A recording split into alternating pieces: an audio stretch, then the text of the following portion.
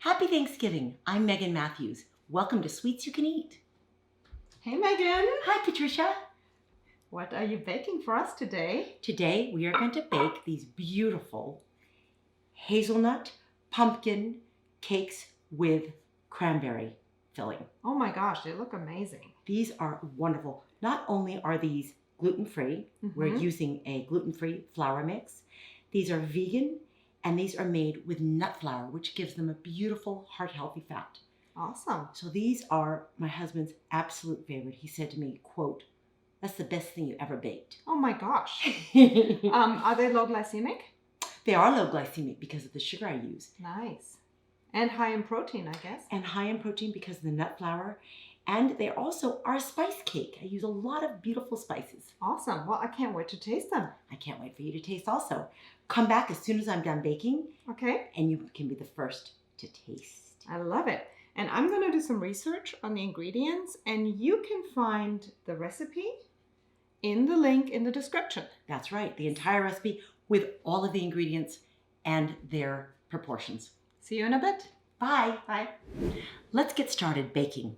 First, I have preheated the oven to 350 degrees, and I'm going to prepare hazelnuts. So we're going to get these hazelnuts onto the pan. I'm also going to prepare the cranberry filling. So in order to do that, I'm going to use 10 ounces of unsweetened natural cranberries. I'm going to place in those cranberries 2/3 of a cup of orange juice.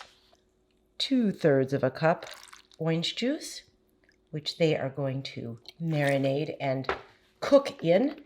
And then the last little ingredient is 1 tablespoon of coconut sugar, just to sweeten them up because these have no sugar.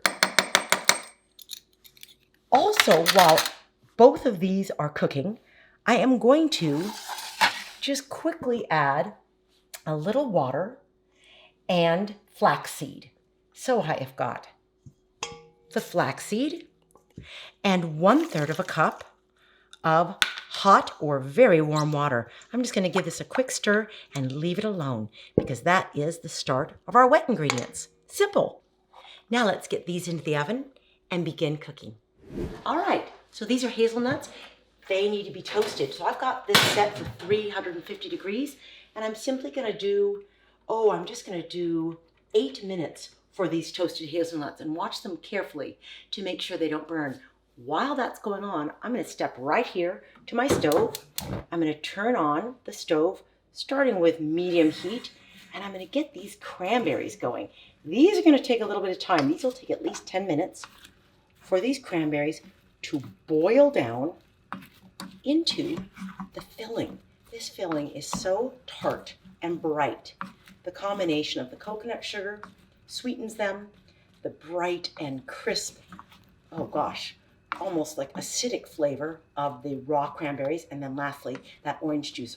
It gives it that delicious citrus boost. So you know what? We can leave that on low, and we're just gonna let those go on for 8 minutes while we are getting those nuts toasted. So let's start now with the batter. All right, we're going to start with the wet batter. So we have this beautiful flax seed that was simply combined with water. Look what it's done.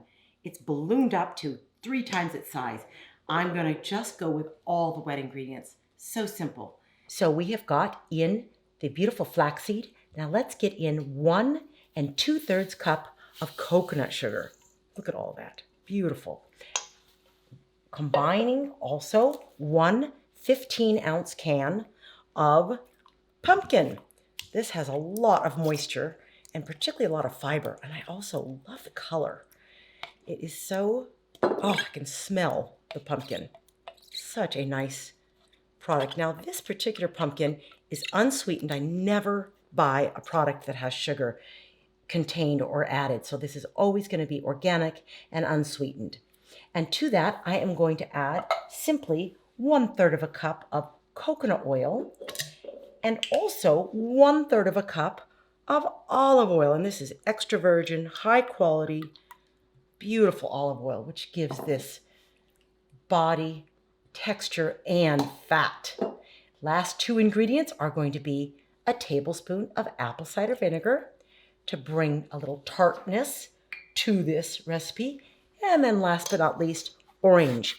So this is honestly one of the secret ingredients of this recipe, is the fact that all the spice cake blends with the pumpkin, as well as this gorgeous, I can smell this from here.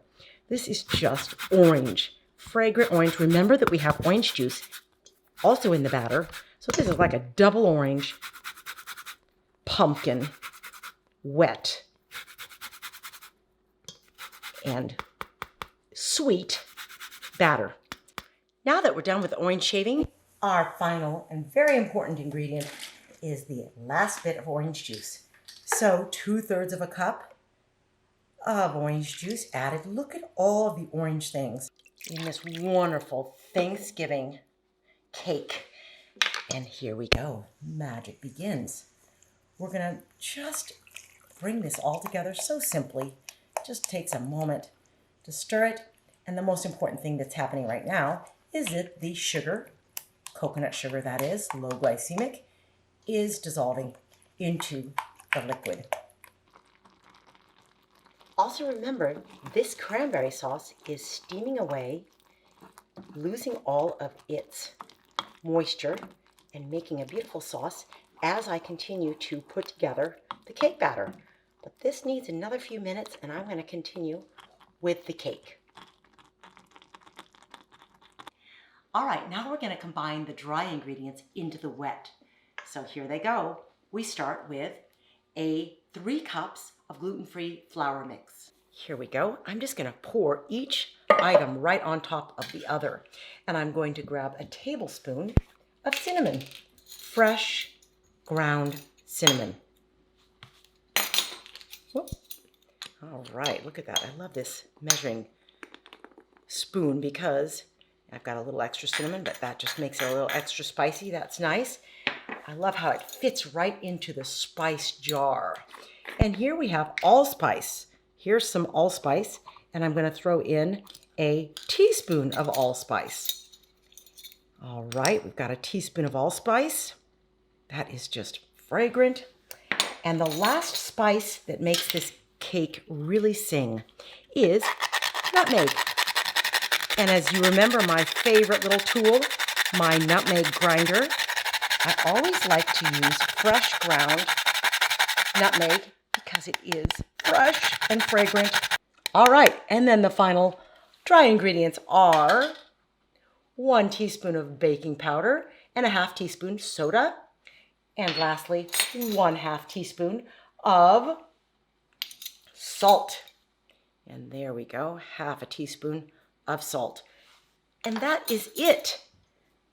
Other than the nuts, which we're going to get to in a moment, but this is going to all come together so nicely. Look at that golden. Delicious. It's so gold, it's almost red. Looks like blood coming through snow. What? Or like sap. Sap. It almost looks like maple syrup, doesn't it? Mm-hmm. And that is the season, since it's Thanksgiving. It's a wonderful time to come up with this. Look at how yellow. It smells really good. Can you smell that? Mm-hmm. Yeah, I can too. I love that combination of spice and orange. And wait till the hazelnut goes in here. All right, I think we're pretty much got that batter ready to go. And so we're going to move on to the nuts. All right, I pulled the nuts out of the oven and they are clearly toasted. You can see how beautiful they are. And we're going to get these grinding. So I'm just going to place them quickly in here. And this is a small grinder. I love this grinder. This is just this little, it's almost like a little baby Cuisinart. If you don't have something like this, see if you can get one. You could also use a coffee grinder or any kind of a nut grinder. But this really is ideal for these nuts. Look at this. I just get the lid on, plug it in, and here we go. Plug your ears for just a moment.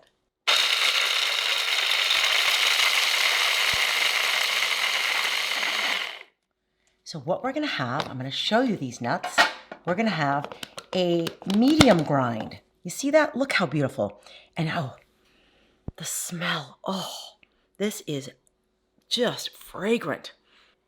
These nuts, the oils from these hazelnuts has cooked, and you have this wonderful nutty fragrance. That is going to add a lot to this batter. So we're going to get these nuts right into the batter. Remember our beautiful golden batter? This is the last ingredient.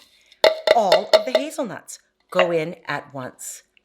Look at that. Once again, we have a golden ingredient. Oh, this is like a torte, because a torte uses a lot of nut or nut flour. So there we go. Just combine that. And also you can see the rise. I had used baking powder and baking soda combination. And look at the amount of rise we're getting. We're about to get these in the oven. All right, there's our batter. Let's just set that aside and check on our cranberry sauce. I removed this cranberry sauce from the stove just a few minutes ago. It can remain hot, but look at this. It is honestly become a jelly, a natural jelly, all by itself without any binder. We didn't use tapioca or lecithin or pectin.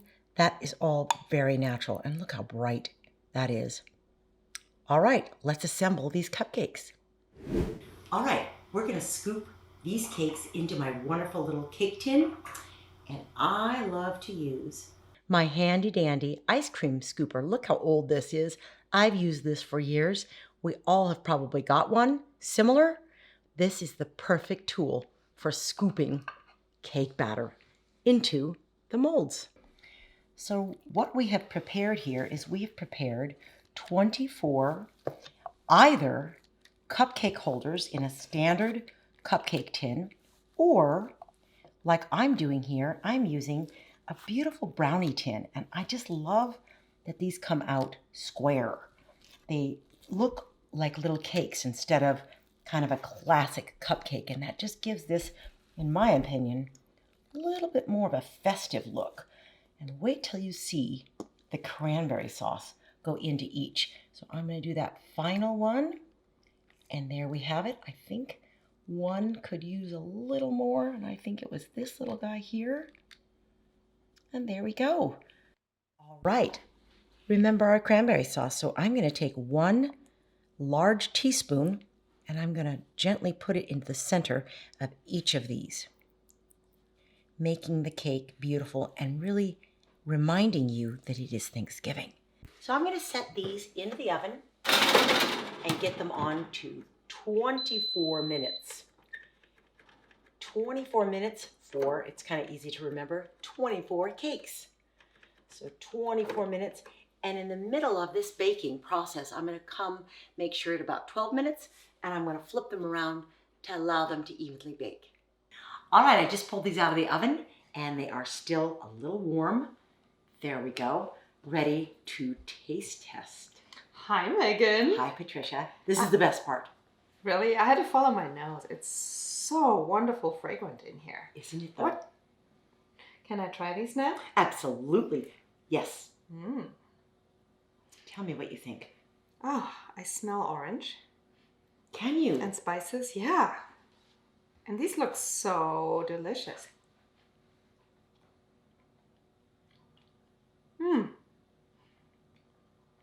Look at how much rise they get. They're a moist, pillowy cake. Yes. They're not dense at all. I think that's the olive oil and the rising agents, the powder and soda, combined with the olive oil I can to taste give you the the nuts. rise. I can taste the nuts. Can you? Yeah, they're good. That's great. Oh, and that cranberry. Oh, the tartness of the cranberry. Isn't that beautiful? Now, I know these take a long time to make, and they're complex. They have a lot of ingredients. Oh, but to bring these to your holiday party, to your Thanksgiving party, you'll be the star. You can't buy these anywhere.